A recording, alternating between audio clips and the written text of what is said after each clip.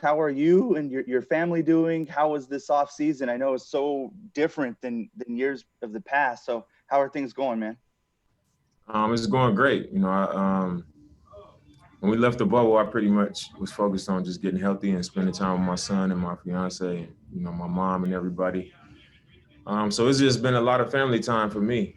Just hanging out. Once I got healthy, it only took like a week or two for me to start feeling comfortable. And I just been training ever since. I didn't really know when the season was going to come back, but I was assuming that it was going to be sooner than later. Everybody was saying February and March, and I heard everything, but I just kept telling myself, you need to be ready. And I'm glad I made that decision. So I just been training, spending time with my family, and just kicking back. So I'm excited to be back. Okay, next question goes to Joe Becker with KATU Television. Joe, I believe it's your birthday today. Happy birthday. Jim, thanks a lot. I appreciate it. Happy birthday, man. Thank you very much, Dame. Dame, is there one thing that you learned from the bubble that's going to help you prepare for this season, especially not having fans? I wouldn't say it's one thing I learned. I think just having the experience of playing with no fans, being in an empty arena, and just playing for the love of the game. You and your team is all you got. And I think going into the season, that's what we're going to have. And I think based off what we showed in that type of environment, we showed that we can be one of the better teams, when that presents itself. And we feel like we've added some pieces to our team that can really help us defensively, and I guess take some of the burden off of me and CJ and Nurk offensively because of what some guys bring. So I think we coming into it comfortable. We're excited, like I said, to be back. We're looking forward to this season. And, coming off our effort in the bubble, we feel like, that was a step in the right direction, especially after the kind of season we had to that point. But, we weathered the storm. We figured it out. We got ourselves in the postseason play. We met the best team, the team that ended up winning it. But now, we move forward. Get ready for it again. Okay, next up is Nick Krupke from Fox 12. Go ahead, Nick.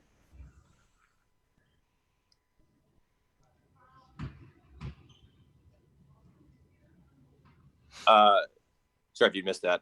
Watching other pro sports since the bubble succeed or struggle in just dealing with the virus, what makes you confident that the group of guys you have staying connected and looking out for each other and each other's families will be able to weather this storm and make it through the 72 plus this year? I mean, I think obviously you see everything with the NFL, how each week is like this guy's in the COVID protocol, this guy might not play, this guy's not playing. And I don't think that's always the player going and doing something he's not supposed to be doing. I remember even during the time where the pandemic first hit, there was people who, were following everything that they were supposed to be following and still ended up, somehow coming down with COVID. So guys could do the right thing, and we traveling city to city. We're gonna be in hotels, even though it's supposed to be blocked off for our teams. I think we'll come across situations where it's possible we could be exposed to something. Hopefully not, but I think it's a possibility just because of how we're gonna be moving around. But you would like to think that guys will be considerate of of our families and everyone else in the league and do their best to keep it inside and not be overly exposing themselves to the possibility of that happening and then bringing it to the arena or bringing it to the hotel or anything like that. So hopefully we coming into this knowing we got to handle our business. We already up against it, and you don't want to put everybody else in an even worse position by not being responsible. Okay, next up we have Jason Quick from The Athletic. Hey, Dane, what have the conversations between you and Neil been like regarding your career timeline and kind of where you're at now that you're 30? I mean, for me, it's just, let's give ourselves a real shot, at winning it all. And I've been transparent with him about that. You know, just the fact that, you know, we've done everything. You know, I've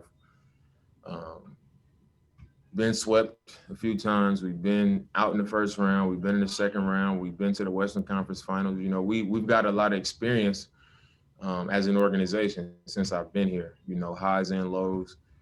We've created a great culture. You know, I think we've done just about everything except win it all. And I feel like we've had maybe two teams or, you know, one or two teams that it was realistic for us to go and do it. You know, I feel like the team with LA and Wes and Batum and all those guys, we had a realistic shot, you know, and I feel like from top to bottom, we went into my third year feeling like, you know, we can win it. And then I think the year we went to the Western Conference Finals, we legitimately felt like we could win it. You know, but that's just what I've been communicating to him is, you know, come on, man, let's really make a run for it. Let's go for it. And let's not, you know, be the organization that says, oh, we made the playoffs this many years in a row. We've got a good culture. We've got this, you know, let's put ourselves out there and, you know, try to do whatever we can do to give ourselves a real shot. You know, let's try to bring that glory back to Portland. You know, it's been what, 50 years? How long has it been? 77. It's been a long time. And I want to be a part of that. You know, I get up every morning and, you know, I train my ass off. I take care of my body. You know, I don't live a wild life. You know, a lot of the steps that I take in my life is so that I could come out here and be at my best and play at the highest level so that I could win a championship for this organization and for this city. So I've communicated that to him, you know, and how much it means and what my desire to do that is. And, you know, I think it's clear, and I think he's doing his best. You know, I think he's really trying to do that as well because it means something for him as well. So that's what the conversation has been. You know, it's been transparent. You know, and it's that simple. You know, I think that's where all of our heads should be at this point. Okay, next question goes to Aaron Fentress with the Oregonian. Go ahead, Aaron. In terms of winning a championship, which you just stated again is your goal, how do you feel the off-season moves pushes you closer to that, specifically the additions of Covington and Jones and the defensive prowess they bring? I think it improved our chances. And it's hard to say, you know, I think everybody looks at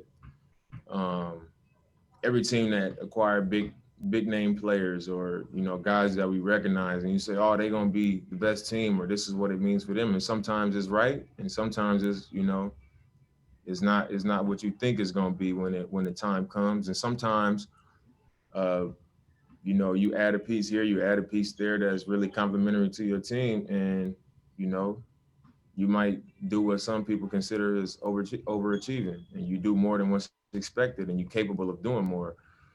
Just look at Miami. You know, when they got Jimmy Butler, everybody said, you know, that's a great pickup. He'll fit really well with them. But nobody said, all right, they might end up in the finals. So we're not the Miami Heat, but I think that's a great example of that. That says, you know, you just never know. You don't know. And I think we've never had a problem scoring the ball. You know, we've always been a good offensive team, and defensively is where we've been pretty inconsistent. And we've added two really good wing defenders, you know, great athletes. They both have experience. They both take that challenge, and I think they elevate us on the defensive end of the floor. And on the offensive end of the floor, Covington is a very reliable three-point shooter, or, you know, certified 3-and-D guy. He can rebound. He's a good rim protector for a wing. He gets steals.